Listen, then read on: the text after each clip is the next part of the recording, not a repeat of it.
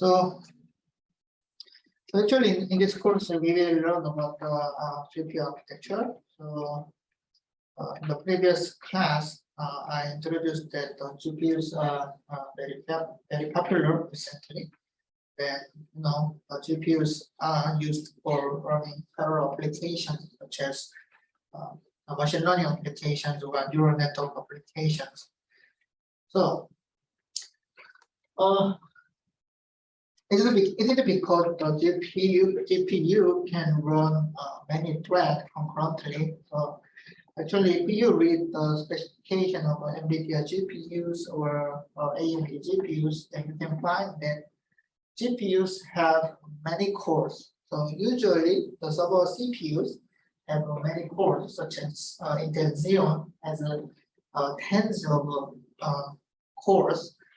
So it is because if CPUs, processor, for example, if processors have many cores, then processors can run different threads concurrently. So which means that for a thing like this, so for several computers, many users connect to server computer systems, and then also which means that many users want to run their applications concurrently.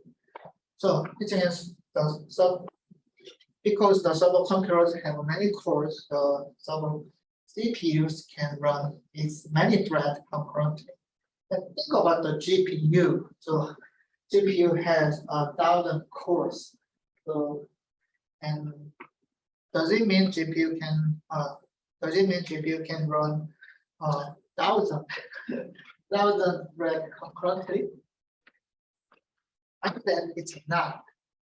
So GPUs are designed for parallel processing.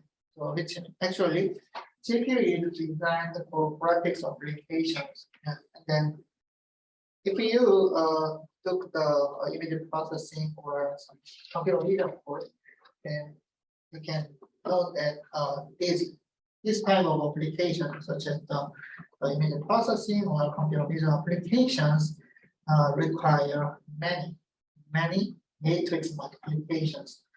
So it is because actually our screen, our display includes many pixels, and then actually they represent the display itself using RGB data, which is color data. So actually for image processing, we need to generate the many pixel values. You see that this screen, and you can find that this screen has the rectangular form, and then actually this screen includes the many pixels. So in order to generate these data, then we need to perform the matrix multiplications. Actually, for if you want to see some graphics data, graphics like image processing, and then actually the polygon processing requires the many matrix multiplications. And then because GPUs are designed for graphics applications, GPUs are also good for running parallel processing applications. So then you need to think about the features of all these graphics applications.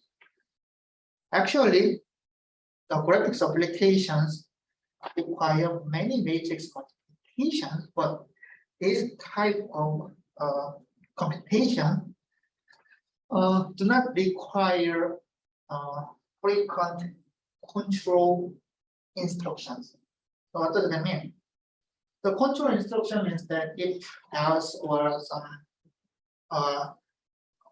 for example, if else or some case statement in C or C++. So actually, the CPU application, normal applications require many control instructions. So for example, usually the CPU general CPU applications includes 20% of branch instructions. So, and then if you took the advanced computer architecture course, And you can know that actually the CPU architecture, is developed for improving the performance of these branching instructions. Actually, so for example, modern CPUs have support speculative executions, and then why do you need the speculative executions? Because normal CPU applications include many control type instructions. And then actually the result of these control type instructions are determined during runtime. So actually the hardware needs to support the execution path of these control instructions. But think about the graphics of it. So also think about the matrix multiplication.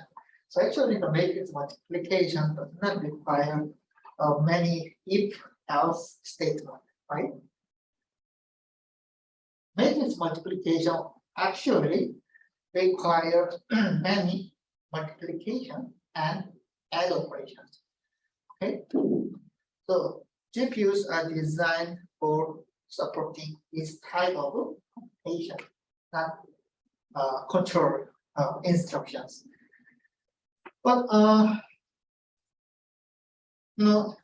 actually, the modern GPUs are called the GPU, as I explained in the previous class. The first GP represents general purpose, which means that actually, even though the GPUs are designed for supporting graphics applications, in order to support the general purpose application, GPUs needs also support the control instructions. And then it's true for the NVIDIA GPUs or AMD GPUs. So actually, not to support these independent branch instructions, GPU architecture applies some unique features such as the SIMD, not SIMD.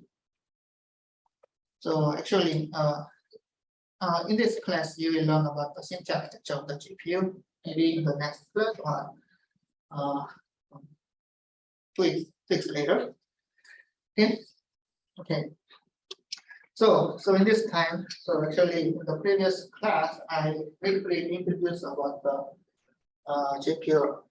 GPUs actually on the modern computer system, and then now, so I will also briefly explain the original design of GPU, graphics processing unit.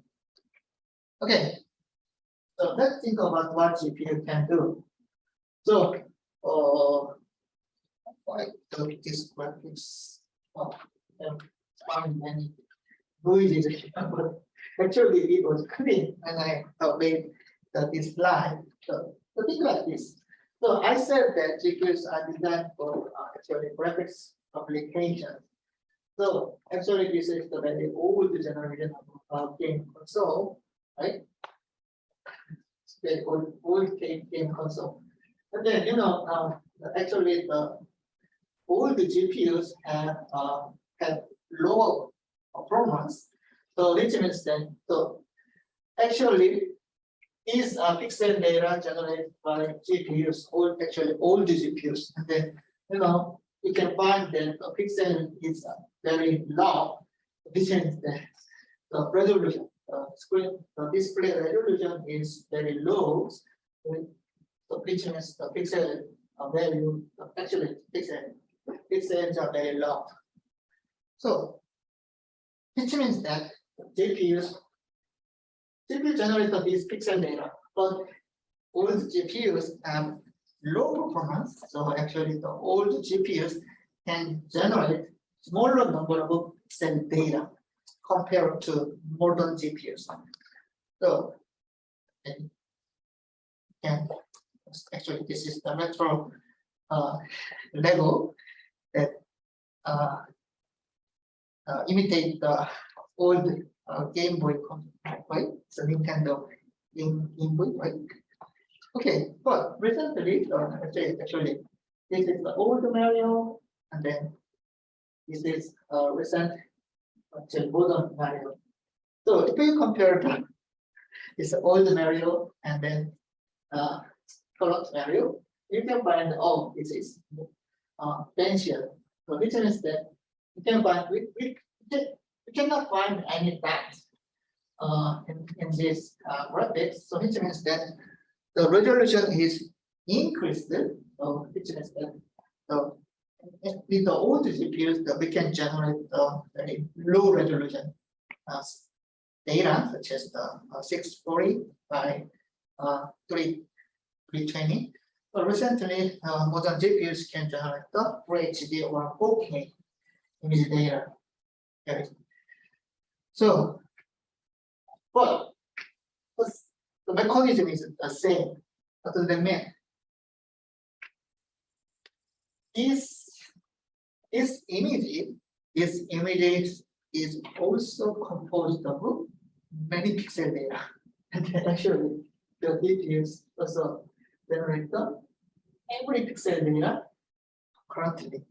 So, and you can find that if you just compare the specification of modern GPUs and then the older GPUs, such as the NVIDIA Fermi and then NVIDIA Ampere, right? With the most recent. So then you can find that Ampere includes the many cores, more cores compared to the Fermi. And then each core can the pixel data. Okay. So which means the modern GPUs can support the higher resolution. Then how can GPUs generate is pixel data? So actually, we use the why do you purchase GPUs? Actually, for gaming, right? So we buy GPUs, even though the GPU price is very high, for better gaming environment, better gaming system, right? Then what is the better gaming system? So if we use GPUs, then GPUs can generate the 3D. Okay? And that's actually the GPU processing pipeline is composed of generating pixel data from polygons. So which means that the GPUs are designed for generate supporting polygon processing. Okay. So this is the 3D image, and then not to generate the 3D image, then the first we need to split these images into many triangles. Okay.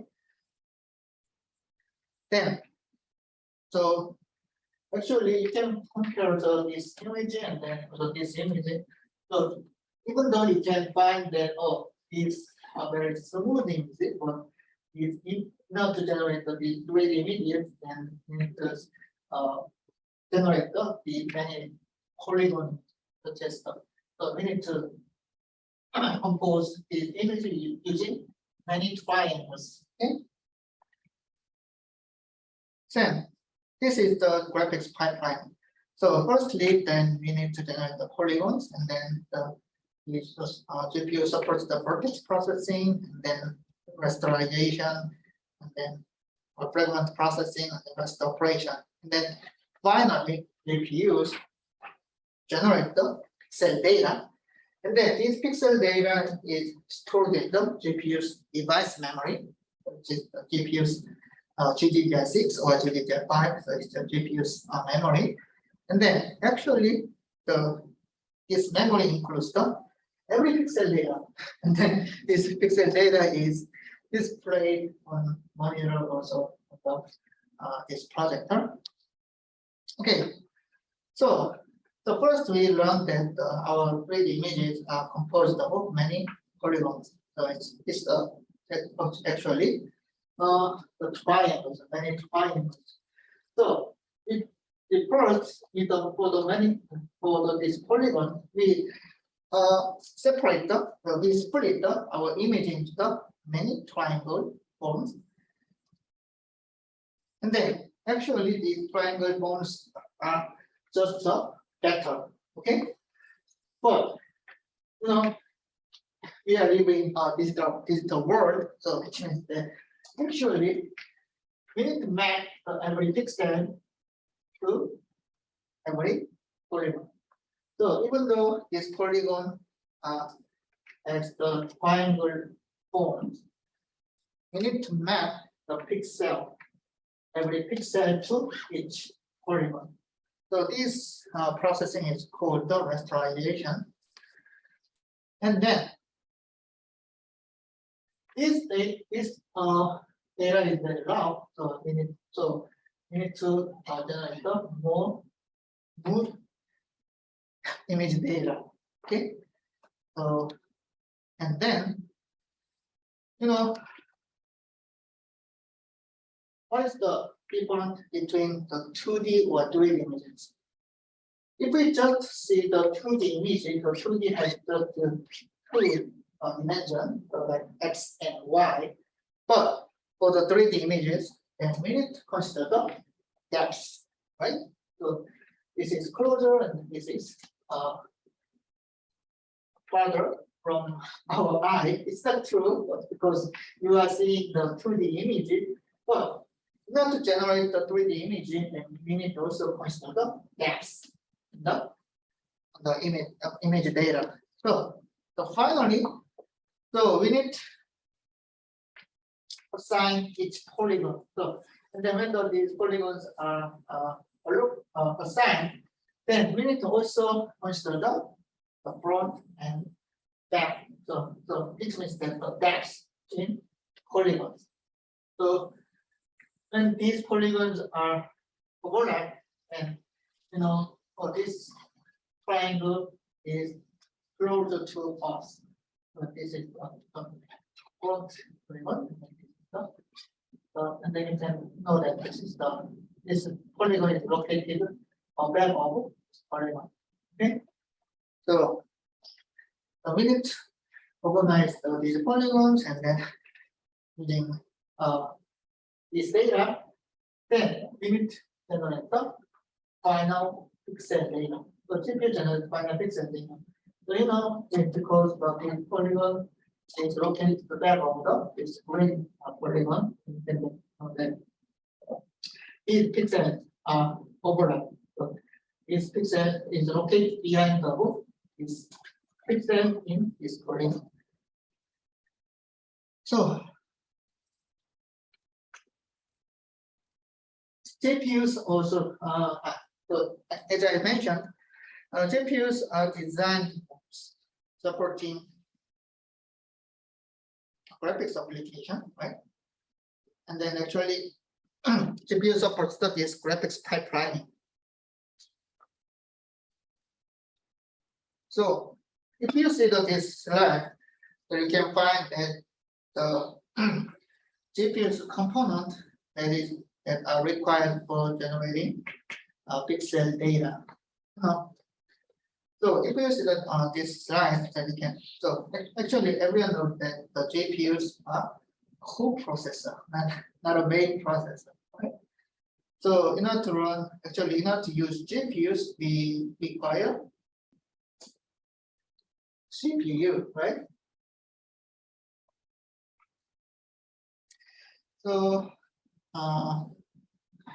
actually, the most of our applications, such as the operating system, run on CPUs, and then actually we use GPUs as co-processor for graphics applications. So which means that there is host CPU is here, and then here the node bridge. But so this is the somewhat old organization, which means that recently the node bridge part is also included in the CPU chip. So actually, the modern CPUs include this part, the host CPU part, and then those bridge part. And then actually the system DRAM is directly connected to the CPU. And then the GPUs are connected to CPU, host the CPU via PCIe, right? A PCIe network. So, and through this host interface, the GPUs are connected to host the CPU via PCIe bus. But recently the resolution, display resolution is increased. Which means that the modern monitors, recently the monitor supports the 4K images. So which means that the number of pixels are increased very much. So which means we require high bandwidth between CPU and GPUs. So recently the CPU is directly connected to the GPU also, okay? Because actually the computer system is organized hierarchically. So actually some component requires high bandwidth, and these components are directly connected to CPU. And then some peripherals such as the keyboard and mouse. Actually, these devices are very slow, right? So actually, some slow devices are connected via South bridge, main bridge. Okay. So computers are also organized hierarchically, but GPUs require high bandwidth. And recently, the GPUs are very important processor in modern computer system. So GPUs are also directly connected to CPU. But GPU is also co-processor, not a main processor. So in order to support the graphics pipeline, GPU has the required component. So first, the GPU needs to generate the polygons, and then not to generate the polygons, GPU supports the vertex processing. So if you see this part, then this 2D image includes the many polygons, but these polygons, not to generate these polygons, actually the GPU has the dedicated component. Okay, and then for the rasterization, GPU has also rasterization engine, and then fragment processing. Actually, fragment processing requires the parallel processing using many processing engines. And then in order to support this massive parallel processing, GPU has the many processing engines called the PE. Then is required data is distributed via fragment distribution.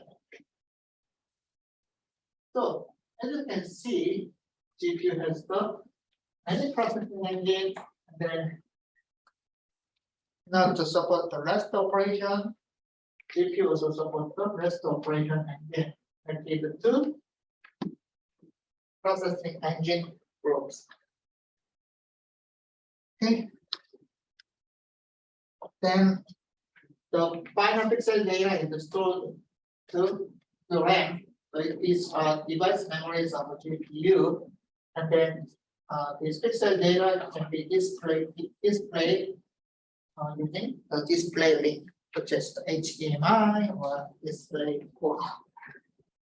Okay, these are GPU's graphics pipelines, and then how that I showed how the graphics pipelines are supported by GPU hardware.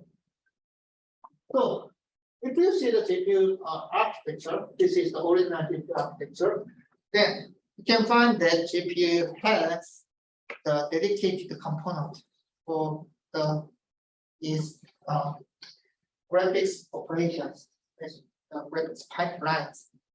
And then in order to support the pixel processing, GPUs have many processing engines. Okay, so usually if you see learn about the image processing, actually usually each pixel has its own data.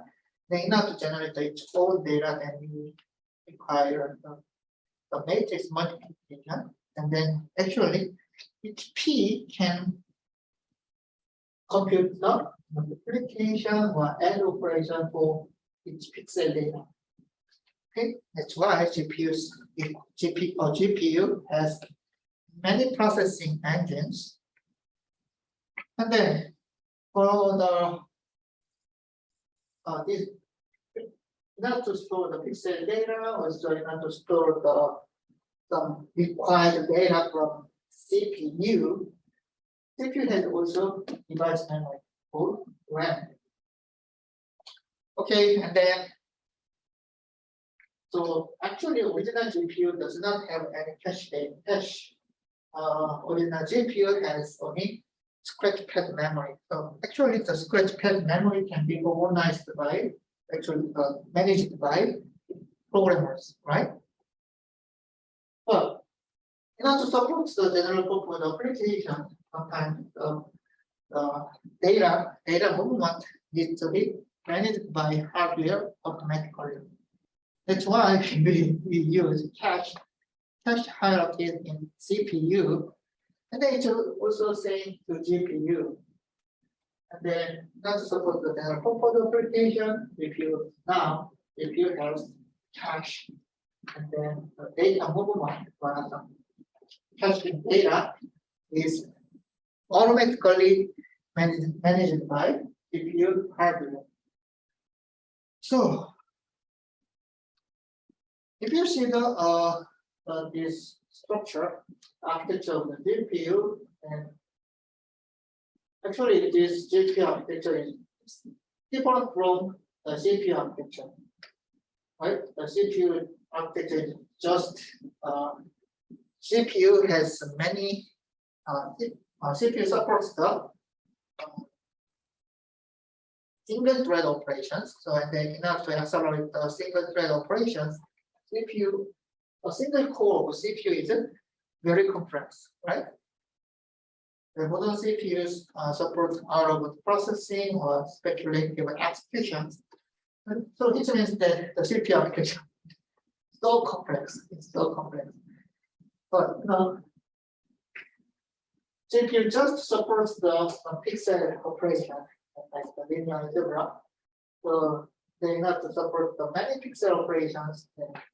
CPU has many P's, but CPU has also memory hierarchy that look like this.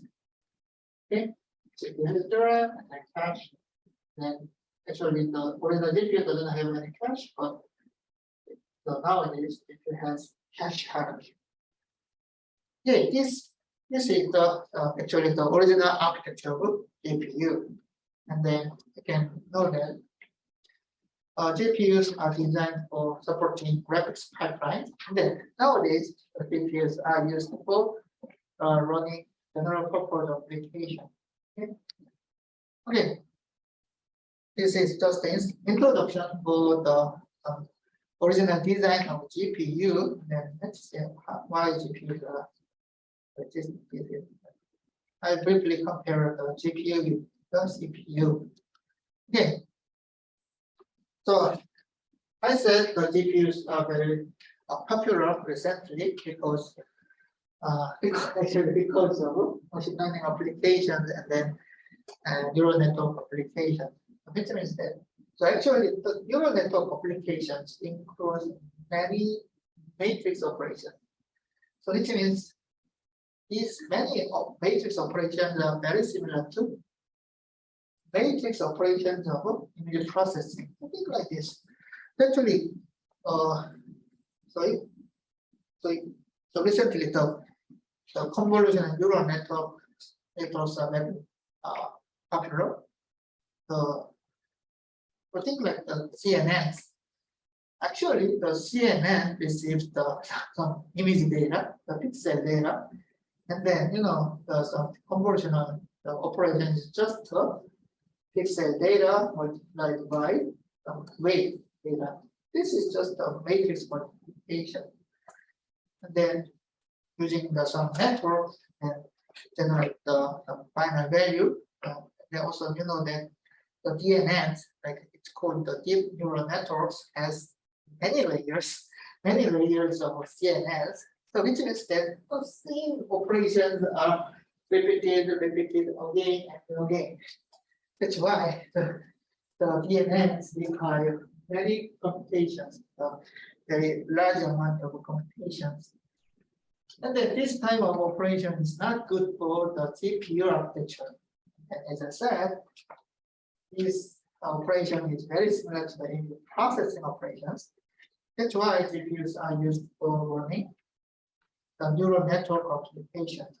And then recently, the big companies such as Google, Microsoft, and Facebook recently it is renamed to Meta. And then these big companies require many frequent neural network applications. So for image classification or also managing some magic photos delivered to the Google Cloud. Also, Google has the YouTube, and then in order to analyze the YouTube video, they also use the neural network applications. So which means that the big companies has data centers, very large data centers. And then these big companies require GPUs. Okay, that's why NVIDIA is selling many GPUs recently because of data center. So I mentioned that GPUs are actually designed for graphics application. So and then for these graphics applications, they actually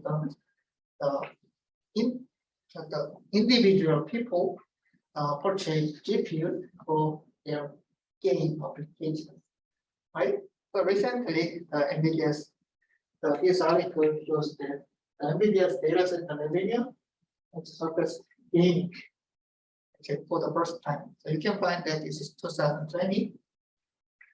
So which means that recently the GPUs are actually used for data center applications, right?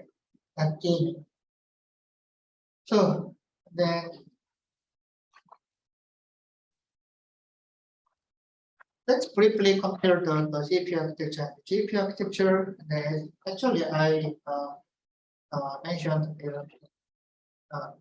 this the previous class also during today's class, but just compare. Okay. As I mentioned, the CPUs are for complex control flow. Then I mentioned that control flows. Control flows are implemented using branch instructions.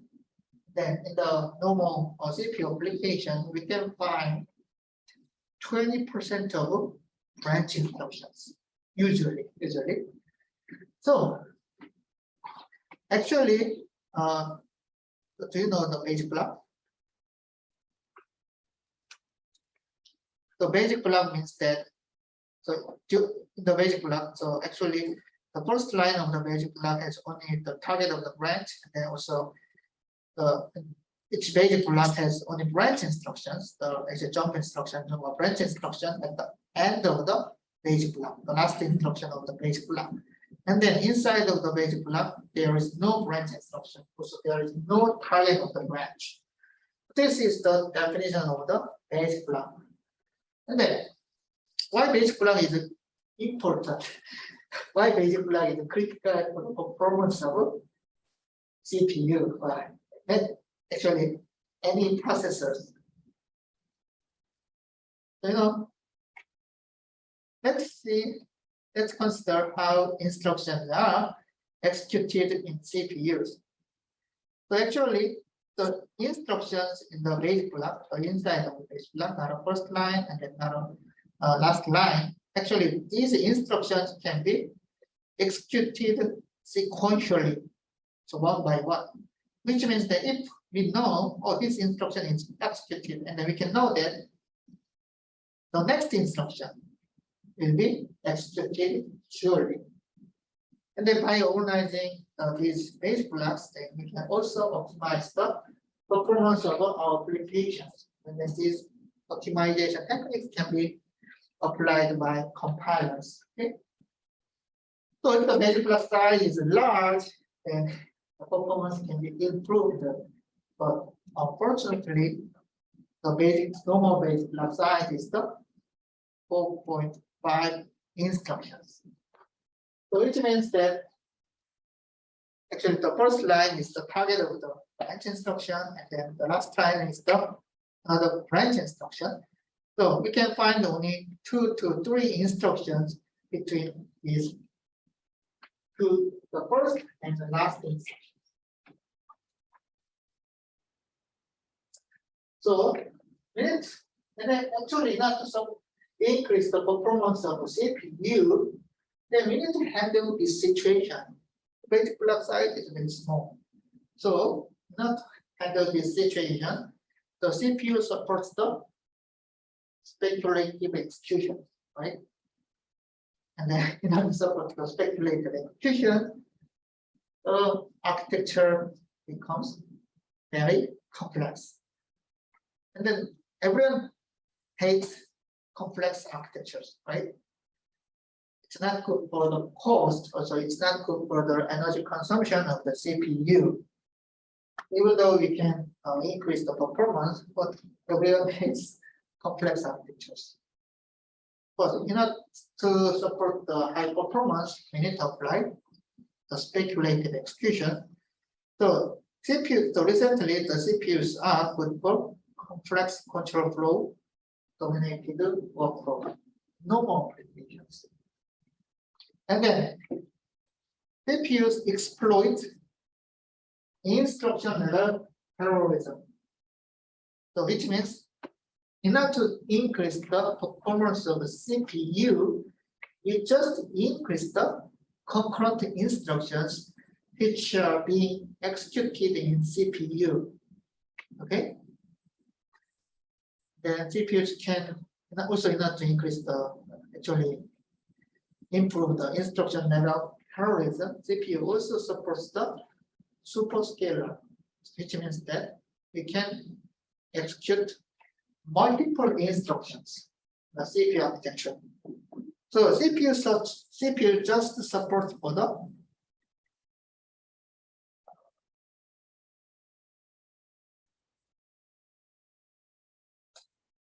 performance of single thread. Okay. But GPU, and then as I said, the GPUs are designed for graphics applications, and then we can find graphics application does not have frequent control instructions. So actually, GPUs does not support limited control flow, or even original GPU does not support any control flows. It just supports the matrix multiplication. So it means that even though the modern GPU supports some limited control flows, like limited branch instructions, if the GPU applications include many branch instructions, the performance can be degraded. That's very important because the design policy is different. Okay, so I said the modern GPUs can support control flows, right? But it's not good for the performance. So GPUs can execute hundreds, so recently thousands, because the GPU, also the number of cores increased recently, which means that we have many threads, and then each threads are executed concurrently on GPU. Okay, so it's different. So I said the design policy is totally different. So CPUs just focus on single thread. So the thread means two in Korean, right? So I frequently use it. And it looks like a thread two, but GPUs support the many concurrent thread executions. Okay? So these many threads are concurrently executed in the GPU. Okay. Okay. Then as also so recently GPUs can support high applications, but as you can see, these application types are different from normal applications. So like the machine learning, neural networks, and as I mentioned, these applications include many matrix multiplication and recommendation systems, also include some matrix and graph processing, even though the graph processing is not good for the GPU architecture, but if we increase the graph for this graph processing, then graph processing can be also accelerated by GPU. And then scientific computing. Scientific application would also include many linear algebra computations. So it means that these linear algebra processing, linear algebra computations can be accelerated by GPUs. So it's a reading assignment. So actually, I posted these papers on Piazza last week, but I did not cover the slide, the previous class. But so please read these articles. Actually, these articles covers the original, actually very old GPU architectures.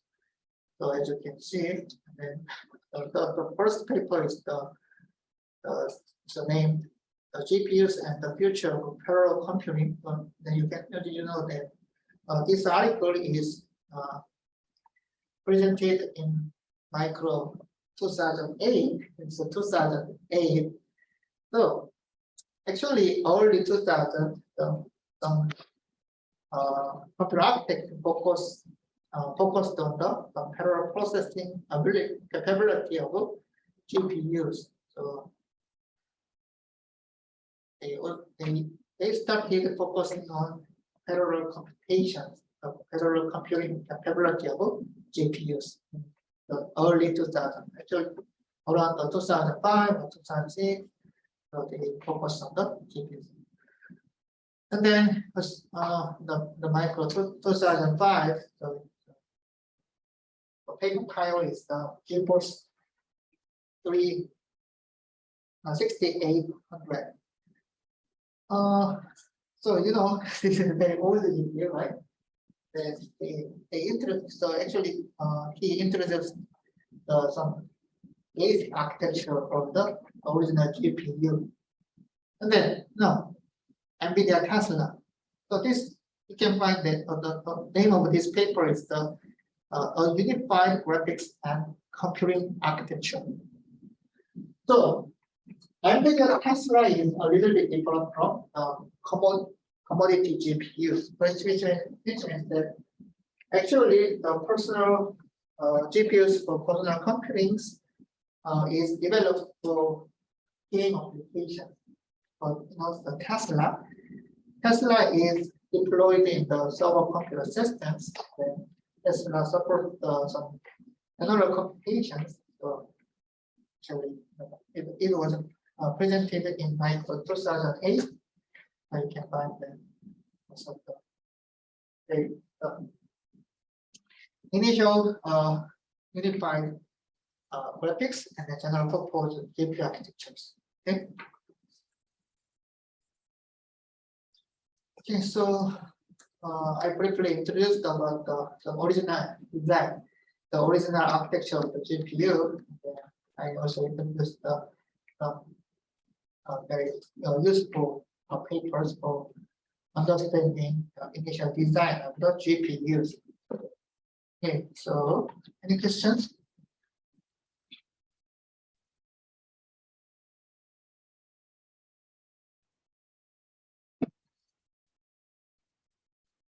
Okay, so let's jump to the next slide.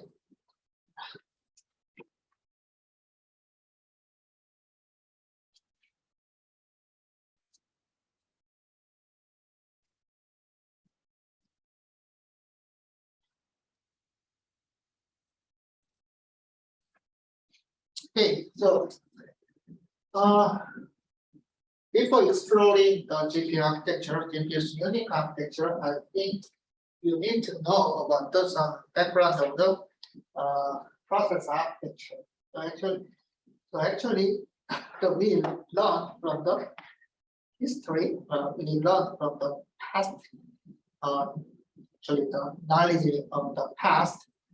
So actually, you can think that GPUs are very different from CPU architecture. Then GPU is totally different. I frequently said, but actually GPUs are designed. Actually, GPU's baseline design is similar to the CPU architecture. So actually, the Intel CPU or AMD CPUs also include the CPU architecture, right? Because Intel, in order to support the multimedia applications, the instructions for multimedia applications, Intel CPUs also include the SIMD part. SIMD. Okay. So what is SIMD? Single instruction, multiple data. And then, why do CPUs require SIMD architecture? As I mentioned, for multimedia applications, because the multimedia applications includes many matrix type data, vector type data. And in order to accelerate the vector type processing, then modern CPUs also include the SIMD. And then GPU's architecture. GPU's architecture is actually very similar to SIMD. The GPU architecture is called the SIMT, a little bit different. T means the thread, but GPU's architecture is basically SIMD. Because SIMD architecture is good for this vector type operation. Okay, so for this reason, I will briefly review the advanced architecture of the processor or CPU. Okay, I think you need some basic knowledge of process architecture before exploring GPU architecture. Okay? And then also, but when you see this process architecture review, then try to consider why these techniques are applied to GPU, and then also think like why these techniques are deployed in the original processor architecture. And then so actually, the processor is the hardware, and then why do we need to learn about the hardware architecture? Because hardware need to run different types of software, and then different types of software explaining the divergent characteristics. Divergent characteristics, and then in order to support these divergent characteristics, then we need to apply some different types of processor architecture. Okay, and then at the same D. So when I explain about the some uh, process, CPU processor architecture, and also you need to focus on why these techniques, why these architectures are developed and applied the CPU domains. And then actually these similar architectures or similar techniques or similar ideas can be also deployed in the GPU domains. Okay, let's start from the basic computer, the 101, the basic fundamental knowledge of the computer architecture. Okay. So in this class, we will focus on the general purpose GPU, as I mentioned. First, the GPU is the general purpose. Then, what is the general purpose?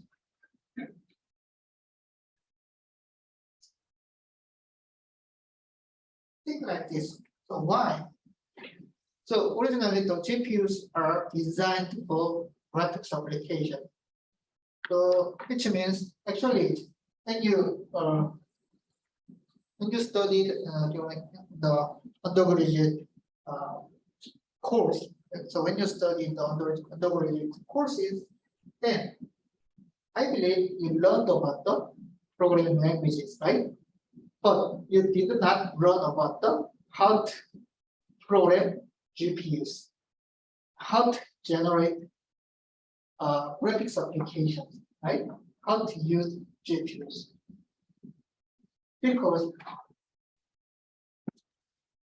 GPU is actually coprocessor. Then CPU is the general purpose processor. Okay. Actually, it's the main processor.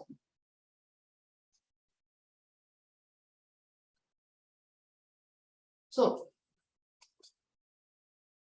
let's think about the computer systems. So what are computer systems? What is the main purpose of computer system? Computer system, with a computer system, we can run any application. Okay, any means the general purpose applications. Okay, right? Then,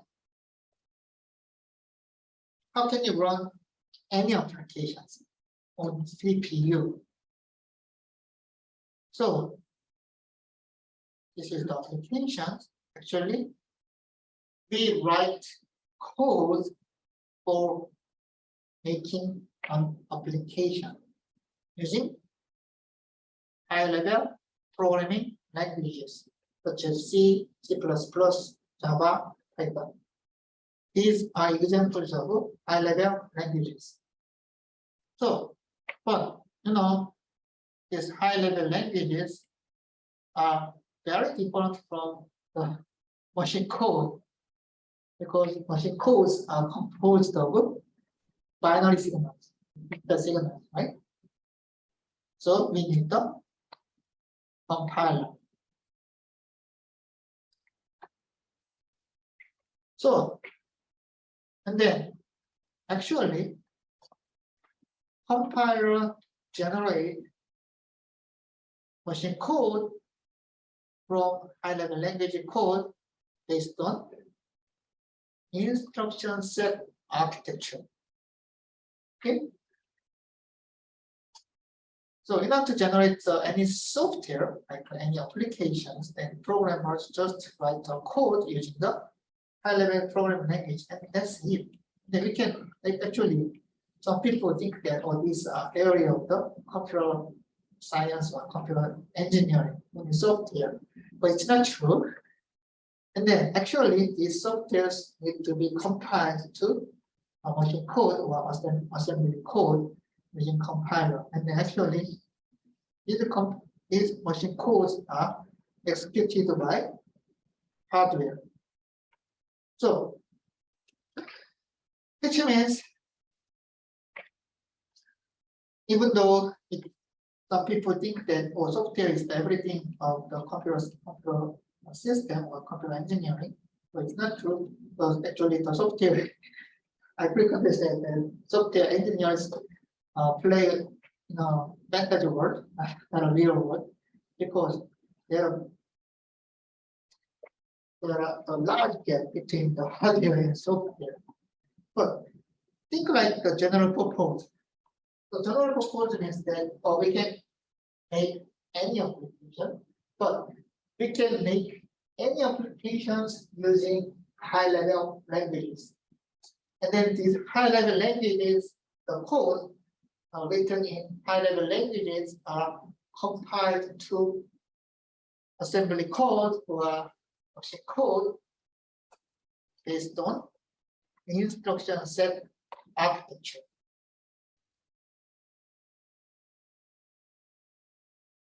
Also, recently the GPUs are called the general purpose processors. So which means that GPUs also support these features. First, we can generate any application using high-level languages. So which means we can generate code using GPU programming framework called CUDA or OpenCL. And then actually, even though we write the high-level language code using CUDA or OpenCL, GPUs cannot execute this high-level language code. But you see, these are high-level language code, and then processors cannot understand the high-level language code. So these high-level language codes are compiled based on ISA, instruction set architecture. So NVIDIA GPUs and then the AMD GPUs, the GPU components. AMD GPUs or NVIDIA GPUs support their own instruction set architecture. Unfortunately, their instruction sets are different. So the Intel and the AMD supports the both Intel and AMD supports x86 architecture. So which means that if we generate the binary file on Intel CPUs, then these binary files can be also executed on AMD CPUs, right? Because the instruction set architecture is the same. But GPU vendors, because the GPU is the coprocessor, and then GPU vendors have their own instruction set architectures. So actually the instructions are different. So and then another problem is that actually the Intel or AMD CPUs supports the backward compatibility, which means that all the instructions can be supported by modern CPUs. But NVIDIA GPUs or AMD GPUs does not support backward compatibility, which means some instructions are duplicated. It's not some instructions, all the instructions are not supported by modern GPU architecture. But NVIDIA GPUs or AMD GPUs also support this process, like high-level language code, and then these high-level language codes can be compiled, which means that we can generate any code in the CUDA or OpenCL. The general purpose GPU. So programming is possible using high-level language. Okay, so let's start from the computer architecture 1.0. So it's a basic. And what is a processor?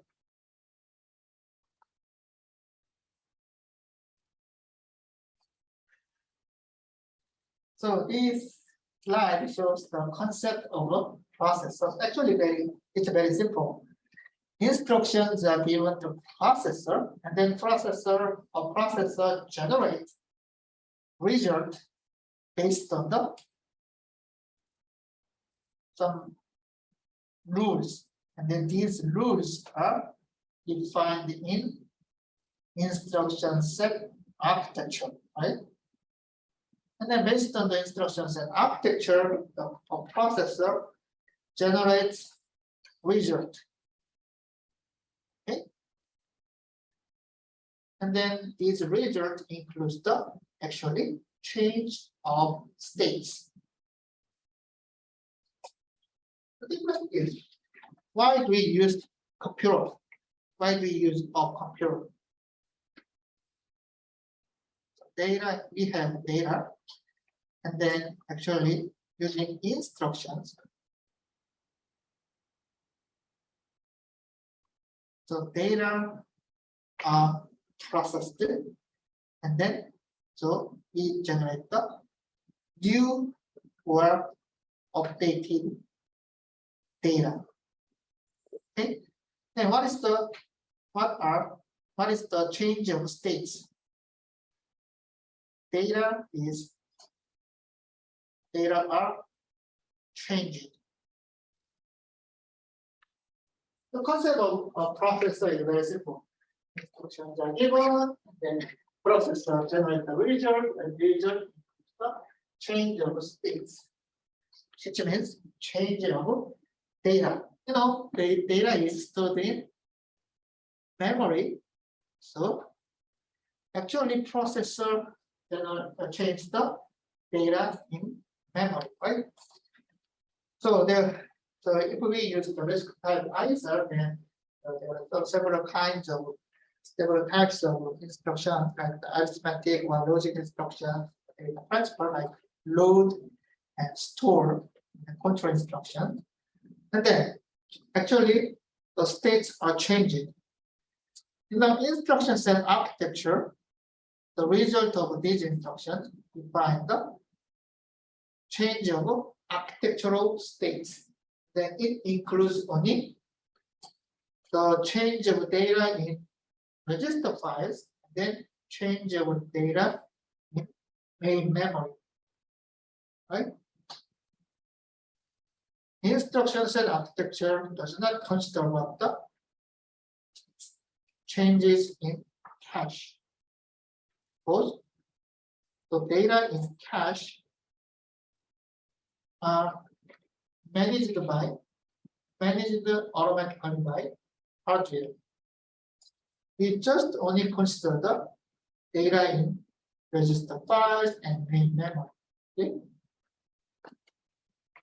That's a software view to the process actually, because the instruction software is designed based on the instruction set architecture like ISA. And then actually the software just considers the data in register files and then main memory.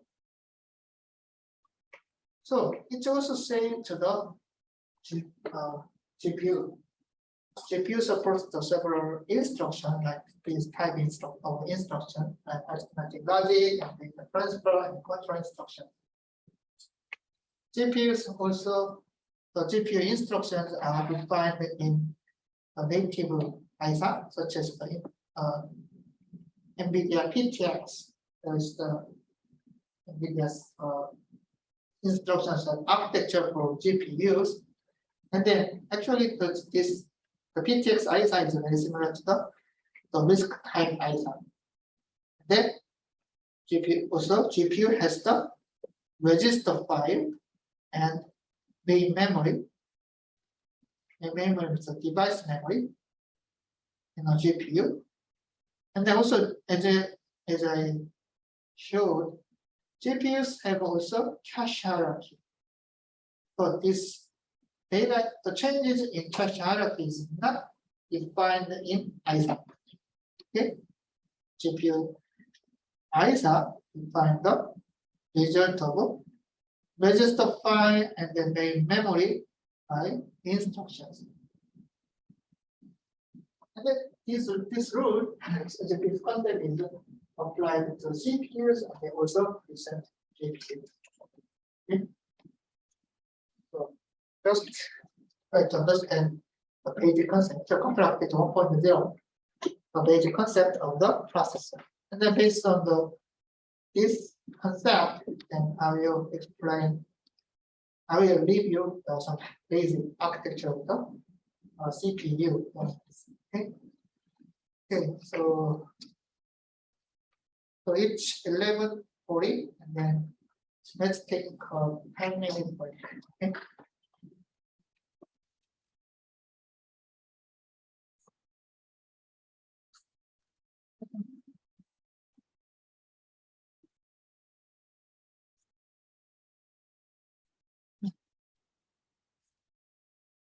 질문이 네. సింగిల్이랑 팀에 대해서 말씀해 주실 때 네. 살짝 좀 끌리고 있는데 네.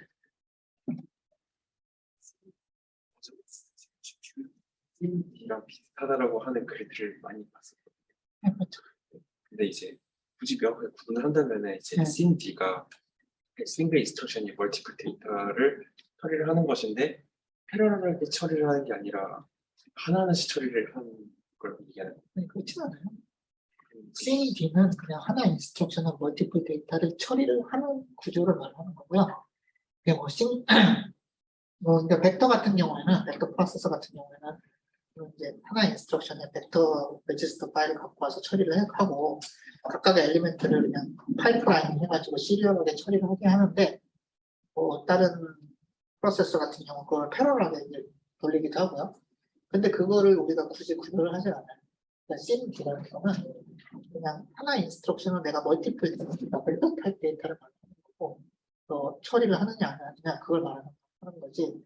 그러니까 소프트웨어는 그냥 인스트럭션하고 데이터 결과만 이제 좀 관심이 있기 때문에 그렇게 이제 구별하는 거고 그게 이제 시리얼하게 이제 짝짝짝짝 처리가 되는지 아니면 패러럴하게 한꺼번에 처리가 되는지는 뭐 우리가 어떻게 구현하느냐에 따라 다르긴 한데 이거는 뭐 사실 상품은 CMD라고 했을 때는 뭐 그런 건 다 고려를 하지 않습니다. 그러니까 벡터로 온 그렇죠. 벡터로 온 데이터 그냥 다 처리가 되는 그 CMD냐. GPU가 이제 CMD라는 거는 GPU의 철학이 CMD라고 좀 CMD에 약간 이면스드 그래서 CMD라고 하면은 사실은 우리가 이제 뭐 벡터 가운데 이제 처리를 할 수도 있긴 하지만 결국에는 우리가 그 하나 인스트럭션을 벡터를 이제 처리한다고 할 때 그 벡터가 가지고 있는 모든 엘리먼트를 다 한꺼번에 처리를 하잖아요. 뭐 어떤 예외가 없잖아요. 한꺼번에 다 이제 탁탁탁탁 처리를 하는데 GPU는 그거를 내가 나눠서 처리를 할 수가 있다. 브랜치를 서포트를 한다니까. 그 CP라고 하는데 뭐 나중에 볼 거예요. 네, 조금 이제 헷갈리는 컨셉이긴 해요. 사실 CP라고 해도 어떤 사람들은 이거 뭐 CP랑 뭐가 달라 막 이런 하는 사람들도 있고. 네. 네.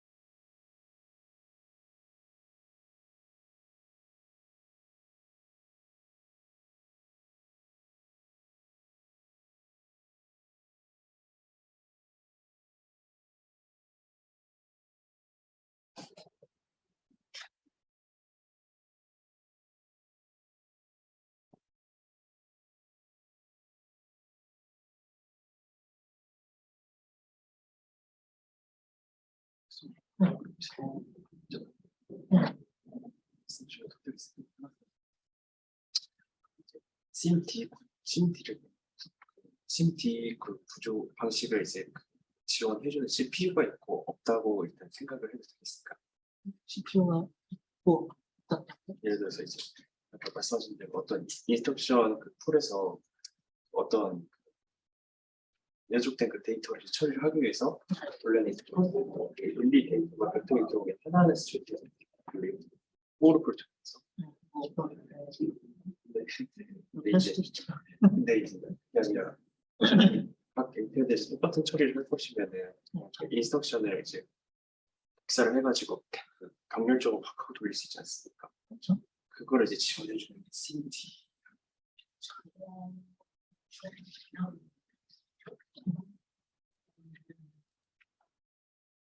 타입 데이터를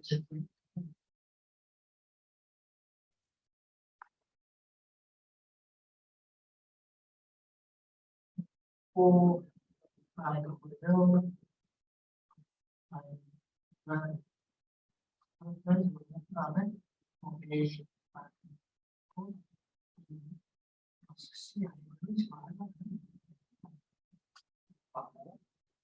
요거를 이제 그러니까 그냥 노멀하게 컴파일해서 처리했다고 하면은 어떻게 될 것 같아요? 그냥 뭐 로드 API, 로드 PI, 로드 CI, 그다음에 add 이렇게 대한 거, 그다음에 뭐 아이를 인크리멘트 하겠죠? 그만 다 모두에다가 인스트럭션이 다 들어가 있고, 그다음에 브랜치가 들어가 있으면 자 여기로 가요. 이런 식으로 들어가야 되면 컴파일 이 라인 하나를 시행하기 위해서 로드가 먼저 그다음에 인크리멘트 브랜치까지 여러 개 인스트럭션이 필요한 거죠. 어차피 보면은 이게 다 벡터라는 거 아니잖아요. 이 벡터 타입은 뭐 하나 있어요. 그러니까 로드 벡터 타입, LDB라고 합시다.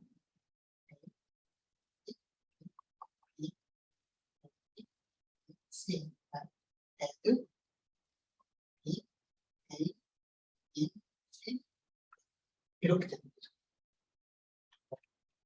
그러면 efficiency에서 차이가 나는데 일단 그래서 속에서 뭐 시리얼하게 로드를 패러하게 되죠. 그거는 구현을 하기 나름인데 우리가 그냥 인스트럭션만 보게 되면 이 같은 경우에는 브랜치가 그리고 그래서 브랜치 있는 건 별로 안 좋거든요. 그래서 그렇듯이 퍼포먼스이 안 좋아요. 계속 돈잖아요. 근데 그거 대비 효과적으로 어차피 벡터라는 거 아니까 우리가 이제 영어 브랜치 같은 거 안 쓰고 이게 CPU가 만들 수 있는 지원되는 거예요. 그러니까 CPU가 이제 CD 인텔의 뭐 SSD라든지 옛날에 MMX도 했는데 이런 SSD 뭐 5라든지 이런 거 CD 그런 그 인스트럭션을 지원하거든요. 인텔의 CD 엔진이 들어가 있다는 거예요. 원래 모바일 플러스 더 들어가 있고 앞으로 마찬가지고 그러니까 얘네들이 이런 타입의 인스트럭션을 지원하는 거죠. 컴파일러는 뭐 이 프로세스가 이런 거를 지원하는 걸 알기 때문에 내가 이런 코드를 보고서 그러면 내가 벡터 탭을 만들어야겠다 라고 하면서 분석해가지고 만드는 거예요. 이 인스트럭션을. 왜냐면 이게 지원한다는 걸 알고 있습니다. 그냥 지원 안 하면 이런 식으로만 만들어야 되죠. 그러니까 좀 차이가 있죠.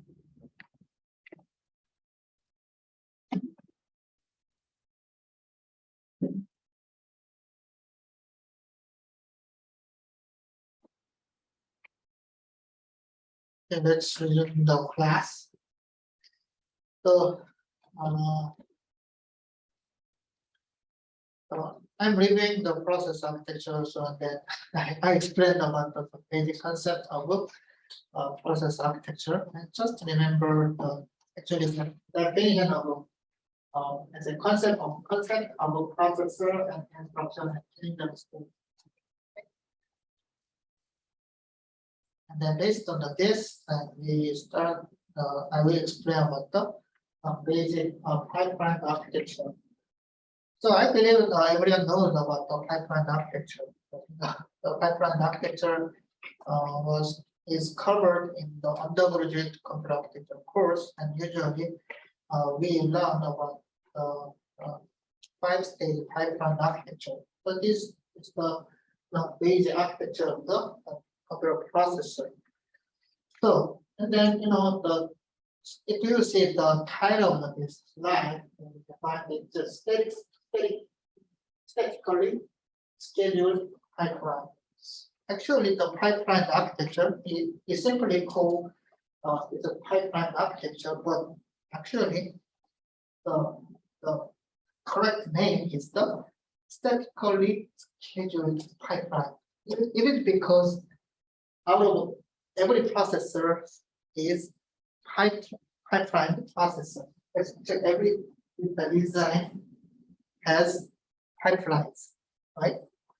Even though the out of the processor, modern process architecture, actually we can call the out of the processor architecture is also pipeline processor architecture. So main feature, but think about the 5-stage pipeline architecture. It's relatively simple, but actually very simple, right? Compared to the out of the processor architecture. But we call this type of pipeline architecture, such as the 5-stage pipelines, as statically scheduled pipelines. So which means that actually this type of processor is called in-order processor.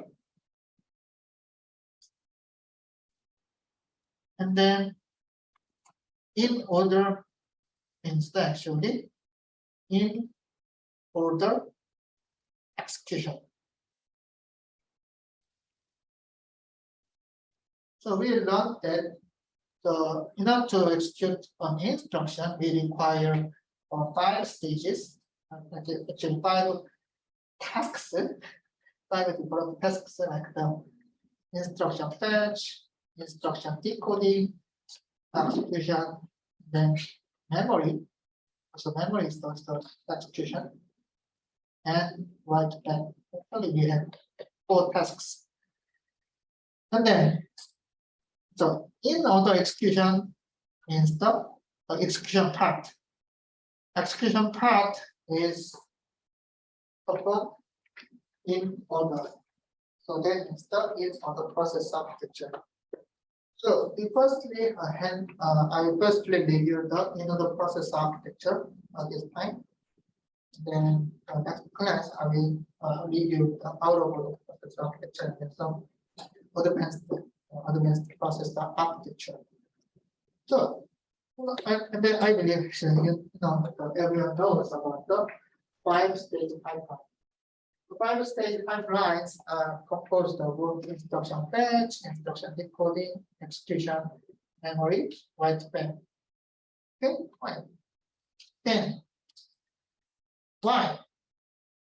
So with the 5-stage pipelines, every instruction, so usually every instruction can be executed every clock. So which means that at every clock, the instruction are fetched from the instruction memory. Actually, it's the instruction cache, and then at next clock, the instruction fetched the instruction is decoded.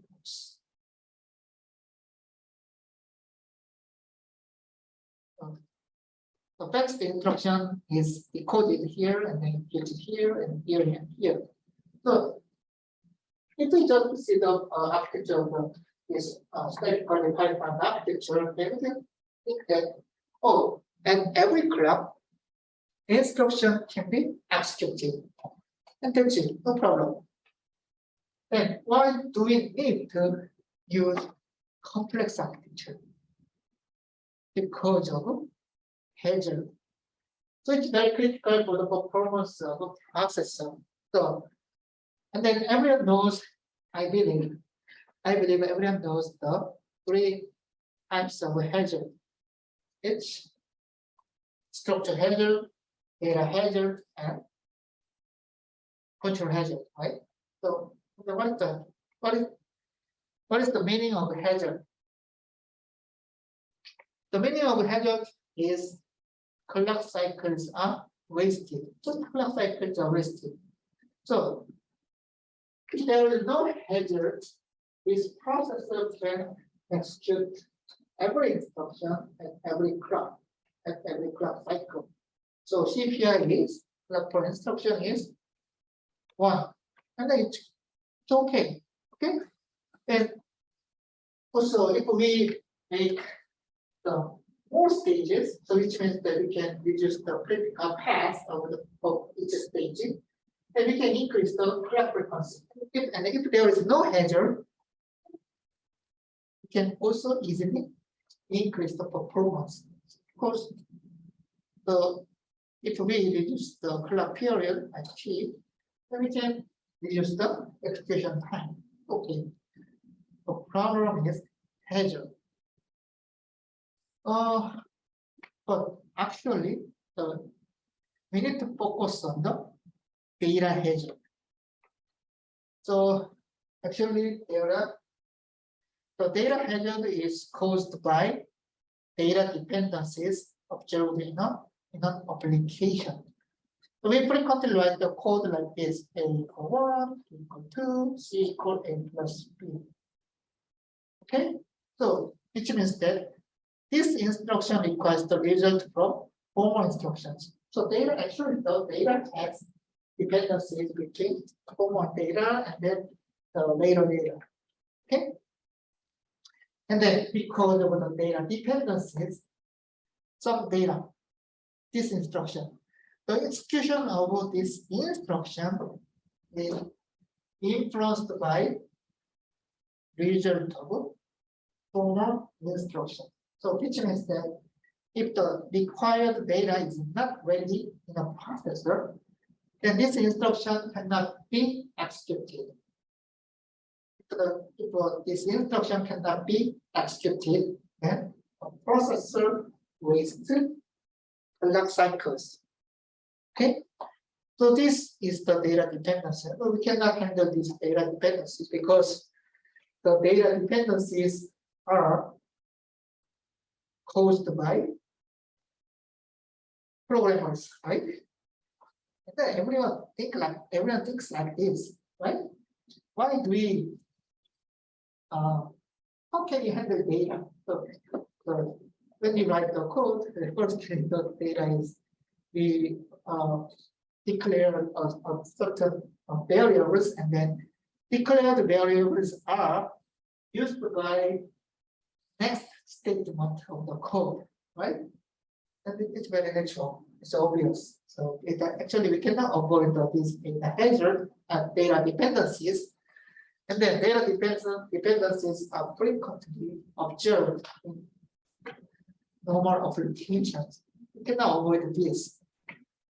And then there are 3 types of actually data hazard: the row hazard, read after write, the wow hazard, write after write, and the war hazard.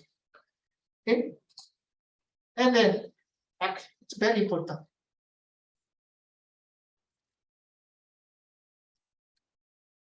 the previous slide, I explained that based on the instruction changes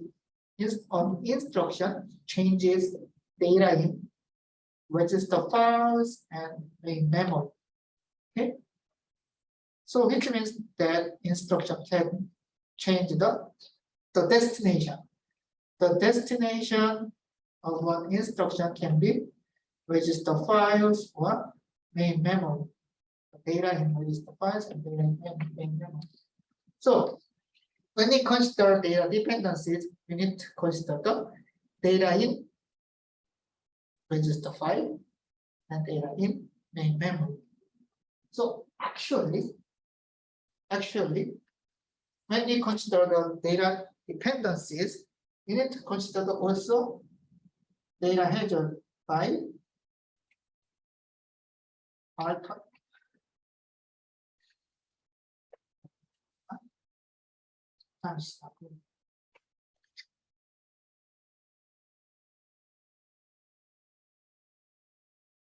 Data handled by archive instructions, so which means that the destination is the register file. Also, we need to focus on the data dependencies in main memory, such as the load and store. Okay. So first, we need to consider think about the data dependencies in registers by archive instructions. Also, we need to focus on the data handled in memory systems, load and store. Okay. But why 5-stage pipelines are simpler than out of the processor? Because in a 5-stage pipeline processor, we can find that EX stage is here. EX stage just handle the instructions, archive instructions, which means that the destination is the register file, and then memory instructions are handled only in memory stage, like load and store. Okay. So, and then when we consider this 5-stage pipeline architecture, we do not consider about some multi-core architecture, so we don't need to consider about the order of memory instructions. So when the memory instructions are executed, memory instructions like load and store are executed in order, right? So which means that when the load is executed, the execution of load is done during ME stage, memory stage. Also, the execution of store instruction is done in memory stage. Okay, because the destination is the data cache or data memory. So actually, in the 5-stage pipeline architecture, we don't need to consider about the data hazard in main memory. Then why? It's very important. Memory order. The order of memory instructions are in order, and then destination, the memory read and the memory write are done only in memory stage. Okay, so you need to understand this concept. But we need to consider about the data handled by archive instructions. Okay, why? The data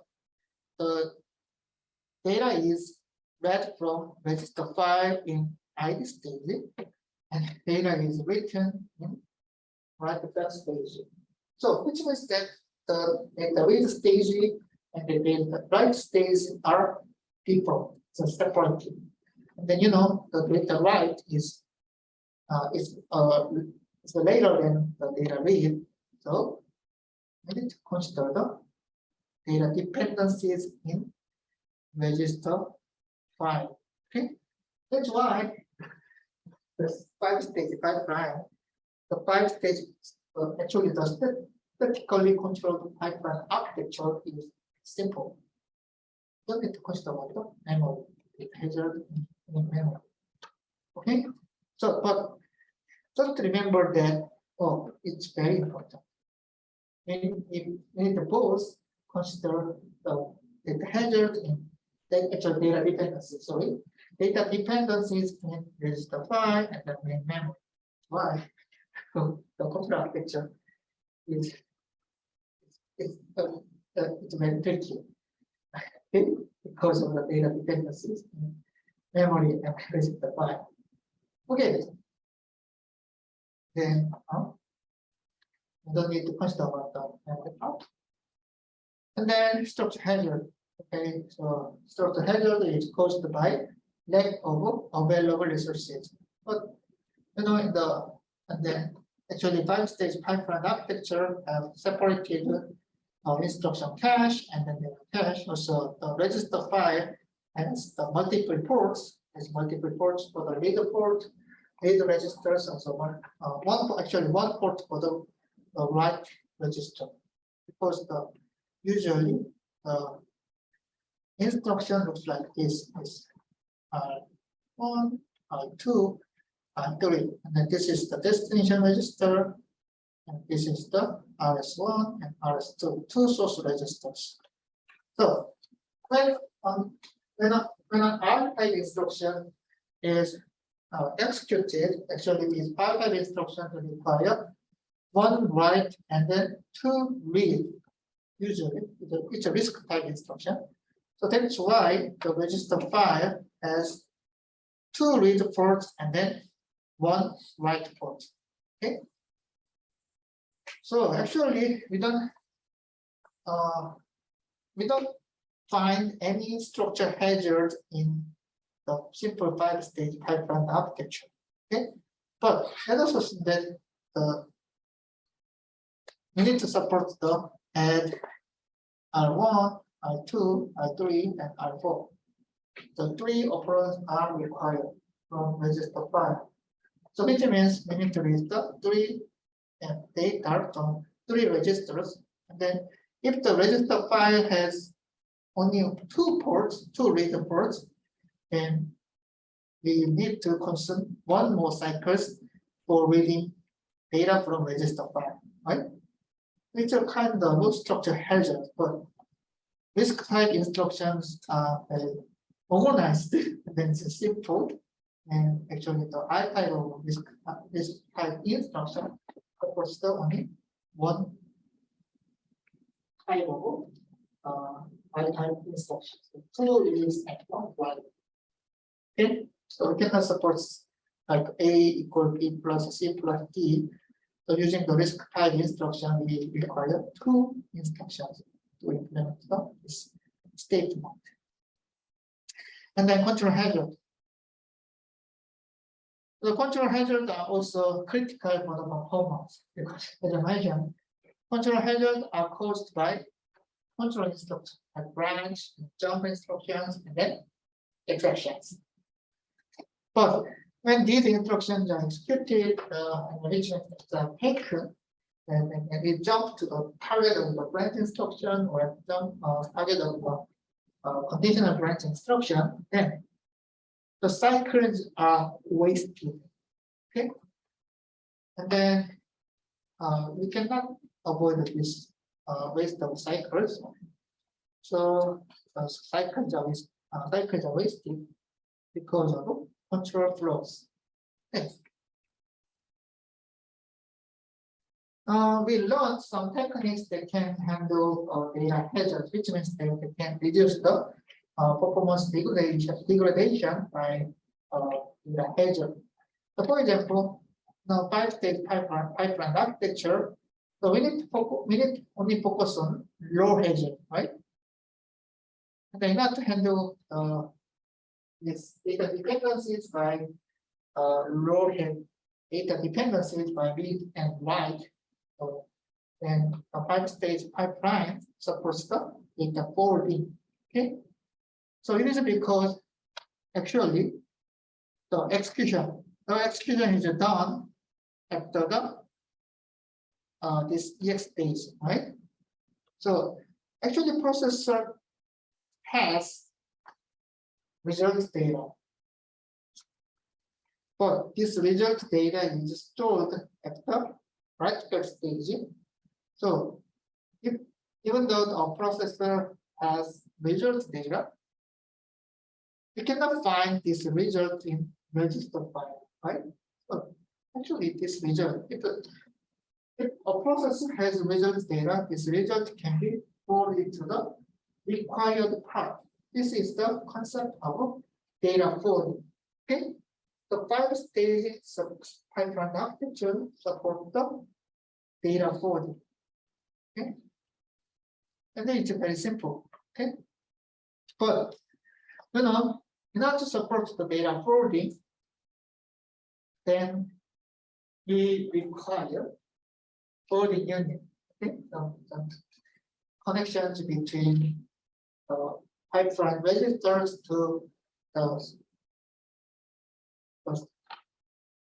front of the ALU. Also, we require the multiplexers. So we require the forwarding unit called the FEU. Okay. Actually, this is the a really tricky part of the pipeline architecture, 5-stage pipeline architecture design. But sometimes the data cannot be forwarded. So, for example, if the former instruction is the load instruction and then the destination instruction is the add instruction, then the problem is that the processor has the data at the M stage, because the load instruction, but this data is requested in I stage, so it will be required in the EX stage. So actually, the start of this part, this time. So actually, as you can see, this is the future, this is past. So we cannot provide the future data to the past. So in this case, the clock cycle is wasted, which means that if every instruction needs to wait the ID stage for 1 clock. So we cannot avoid this type of data hazard. Okay? Also, you need to distinguish data hazard and the data dependency, because the 5-stage pipeline architecture supports the data forwarding. Even though data dependencies are observed in our applications, every data dependency does not cause data hazard, right? If the clock is wasted, it is called a data hazard.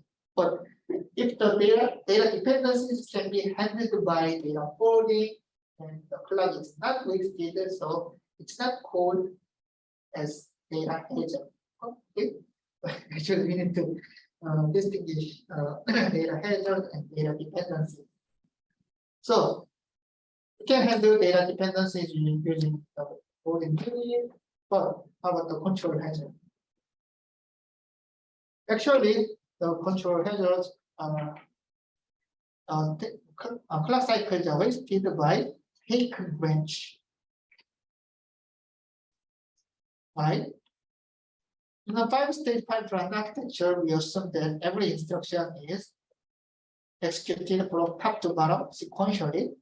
And then if the branch is not taken, then like the instruction A, B, C, D. So every instruction is executed from top to bottom. But if the branch is not taken, let us assume the branch is here, and then if the branch is not taken, then the next instruction is to E, F, G can be executed. But branch is taken, then we need to jump to the other location, other instruction. Okay. The problem is that branch is determined in DX or memory stage. So if the branch is taken, the PC should be changing So we need to fetch another instruction, like next instruction. So in this case, the falsely incorrectly fetched instructions will be flushed in the processor. So this is the control hazard by branch instruction. The branch is not taken, no problem. The branch is taken, and the cycles are wasted. An exception, and exception is also important. So exception is also kind of control flow, and then also when the exception happens, then we also cancel the following instruction, which means that the cycles are wasted. But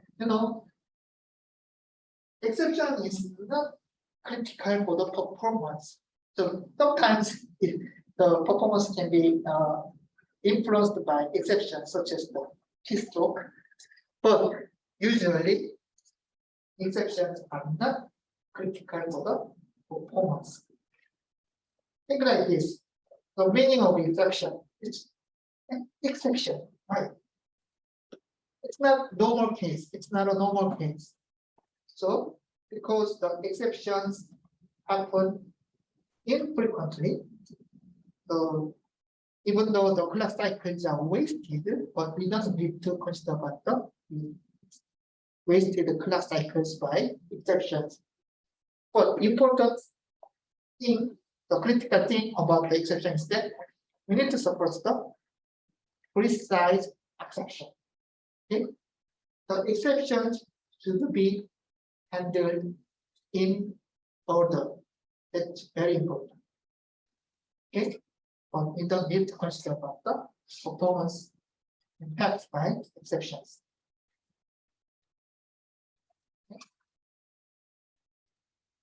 Okay, this is the reviews in 5-stage pipeline architecture.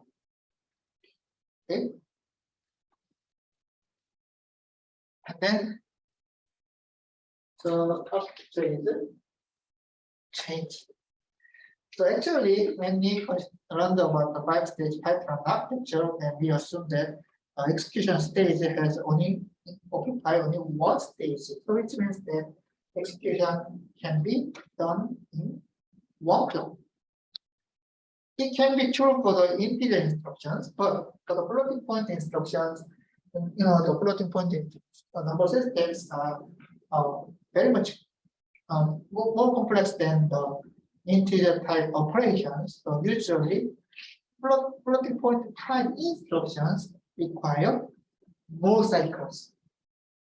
So we can implement the floating point type and execution engine as a pipeline, but the latency can be different. So in this example, this is this processor has the two separate paths for the integer instructions, then floating point instructions. And then, as you can see, the floating point instructions takes floating point instruction takes 5 cycles.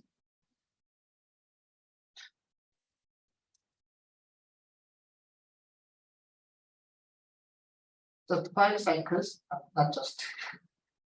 And then integer time instruction takes 1 cycle. Okay. So what's the problem?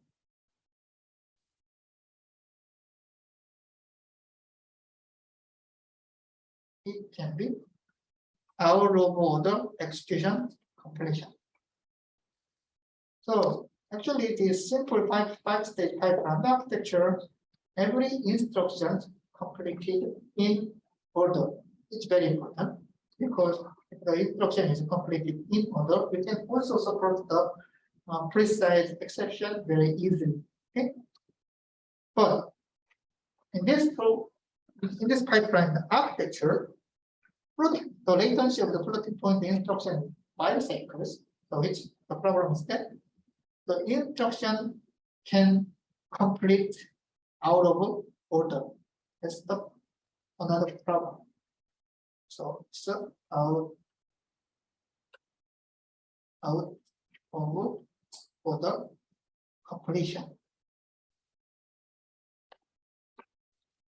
So what is the picture of this type of processor? So instructions can be executed in order, in order execution, but completion is out of order. Okay. Why is this critical?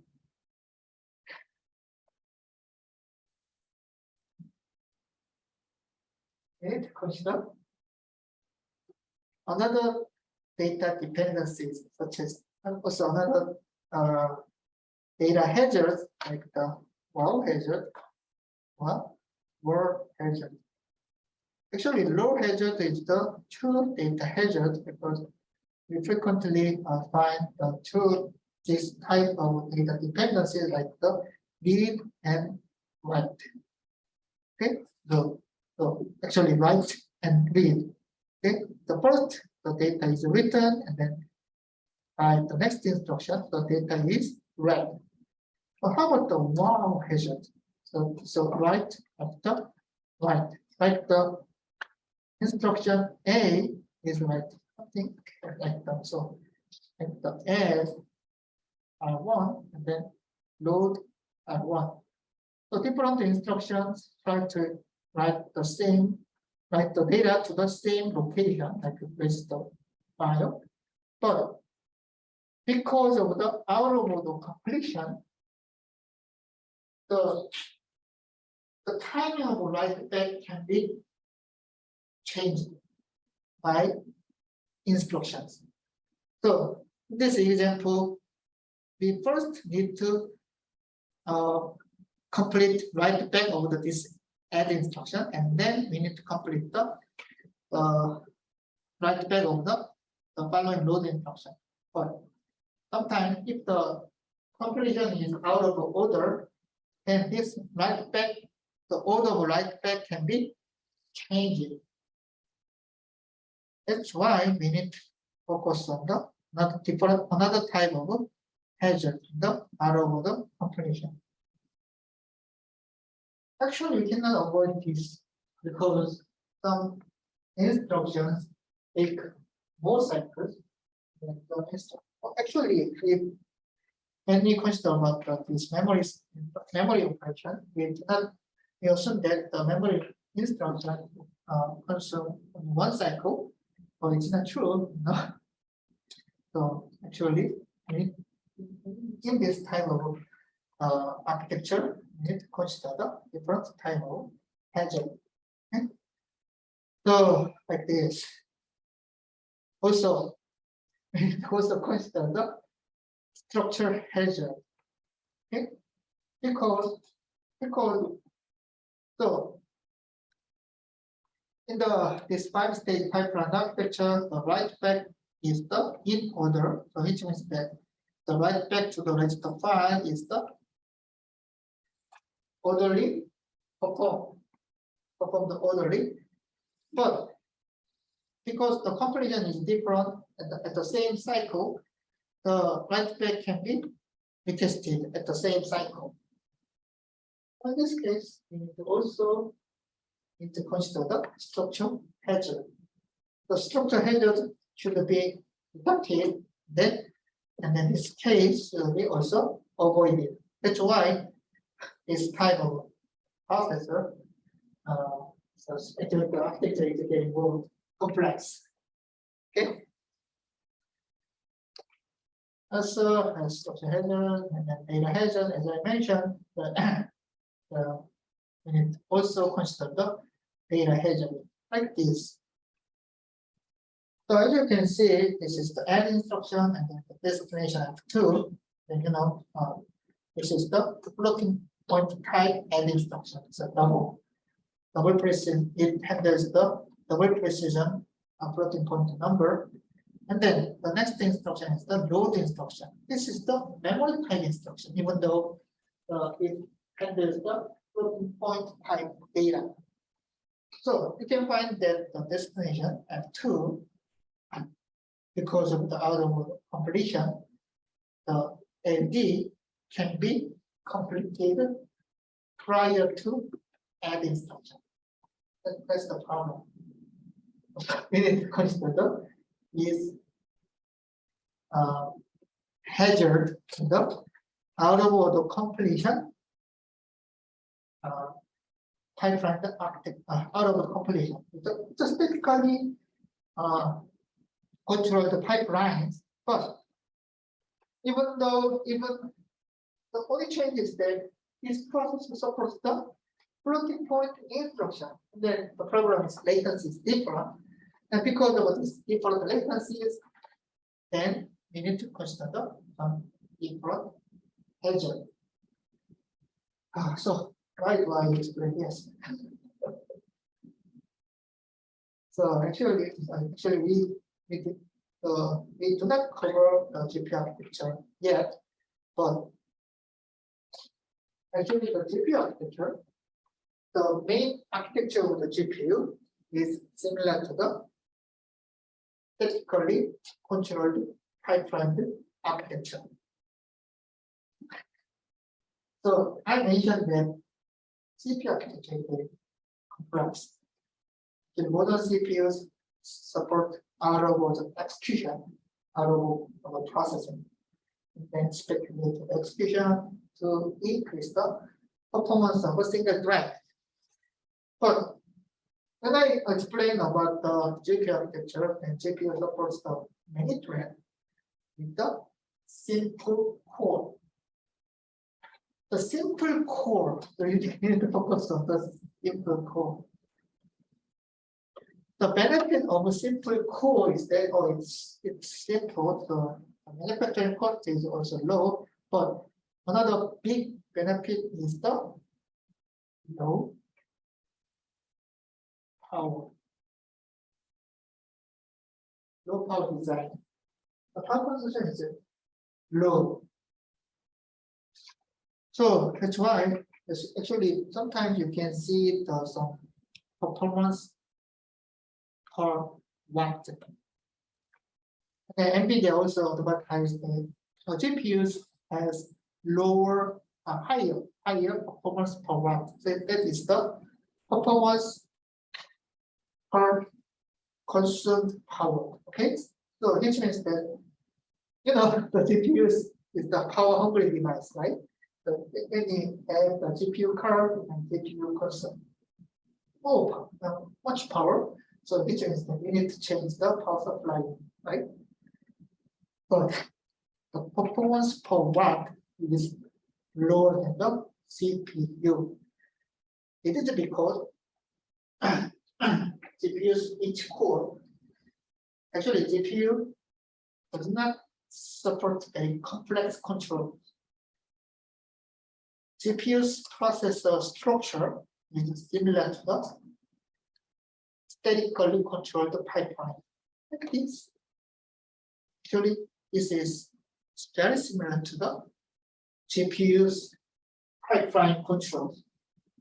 It's not exactly the same, but if we only focus on the one-thread execution, this out of order execution completion pipeline are similar to the GPU's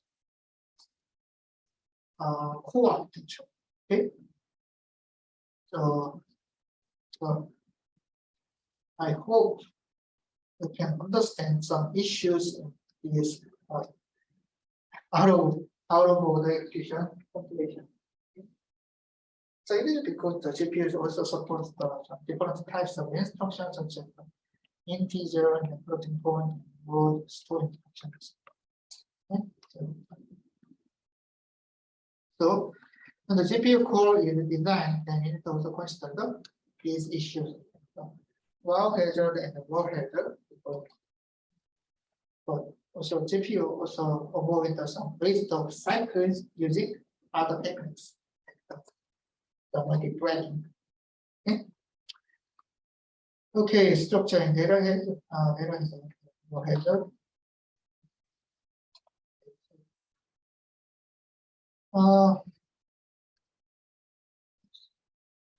Okay. The other type of architecture is the super pipeline CPU, and then which means that we just increase some stages. So which means that if we use it, this example, the instruction fetch occupies the 2 stages, and then any so memory instruction, memory stage also occupies those 2 stages. So you can find that execution stages. So what is the benefit of a super pipeline CPU?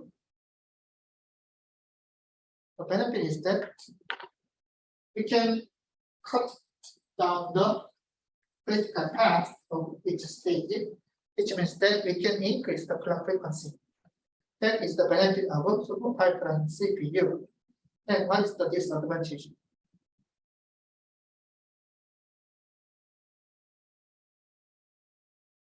Cannot die hazard can be increased, right? So if the instruction fetch stages occupy multiple stages, then the penalties, the clock penalties by control hazard will be increased. So it's the same to the penalties by data hazard. Okay? It also corresponds to some new data hazard by 2 stages of execution. But recently, these parts are very complex. So actually, we cannot. So the modern CPU supports the high clock frequencies such as the 3 GHz or 4 GHz. So actually, we cannot implement these parts with the single stage. We separate them. We implement the multiple stages of instruction fetch, or also we implement the multiple stages of decoding or some other parts. So it is known that actually, in order to access the level of data cache, the latency is 4 cycles. Even though it is pipeline, the latency is very long. This is because the clock cycle is very fast, the clock cycle is very high. In order to support the high clock frequency, then we need to separate the sub-stages to multiple stages. As a super pipeline CPU, for those questions. With the super pipeline CPU architecture, then the penalties. The penalties by hazard can be also increased. Okay. Then another example is the superscalar. Okay, so what is the superscalar? So multiple instructions can be fetched simultaneously. And then CPUs can execute the multiple CPUs. Why? Because if you see this architecture, then you can find that this is the floating point path and this is the integer path. So actually, this processor has 2 execution units. For one execution unit for integer processing, and another execution unit for the floating point instructions. So actually, this processor has the capability of executing 2 instructions simultaneously, right? So integer instruction and the floating point instruction. Because there are multiple execution units. So, which means if we can fetch multiple instructions like the instruction, integer and the floating point instruction pair, then we can execute this pair currently. Okay? Because we have available execution units. So this is the superscalar. With the superscalar, then we can increase the IPC, the instruction per clock, because we can fetch multiple instructions. Also, but the problem is that in order to exploit the benefits from superscalar CPU, then instructions should be balanced. What does that mean? Actually, if we use this superscalar CPU architecture, we can find that if the integer instruction and then floating point instructions are fetched together, as if we find the instruction integer and then floating point instruction pair arrays, then we can execute the two instructions per clock. But if the instructions are not balanced, so if an application use only integer instructions, but we cannot the performance cannot be improved by superscalar CPU. So even though in order to implement the superscalar CPU, the control part, and then so this part we require more complex architecture for these stages. But if the instructions are not balanced, the performance will not be increased. That's the problem. That's why, even though the hardware is improved, and but if the software cannot, if a software cannot exploit the improved part of the hardware, then performance can be same. Okay, can be the same. So that thing is that the performance is not improved, but hardware is complex, so actually the more resources are invested for this hardware, for implementing this hardware. So that's the problem. Also, exception. It's very hard to support the precise exception. Okay, so let's go. Okay, so I briefly review about the statically pipeline architecture.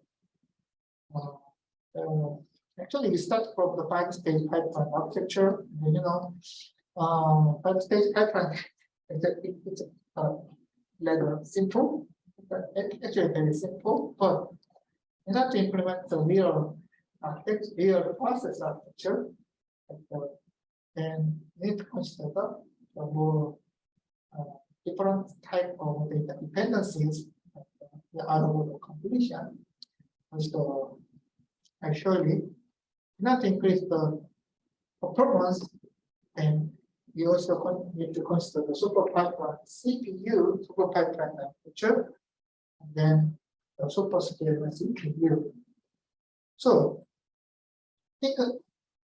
this type of architectural ideas are designed for improving the performance, right?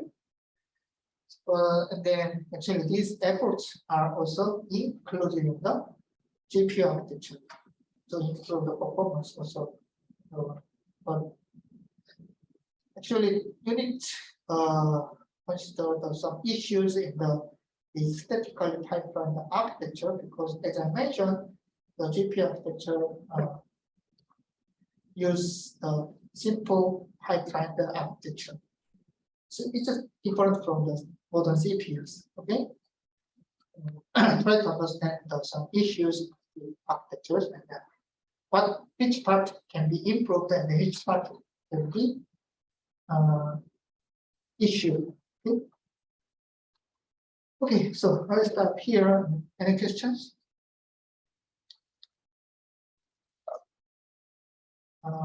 Thank you for your attention, and see you in the next class.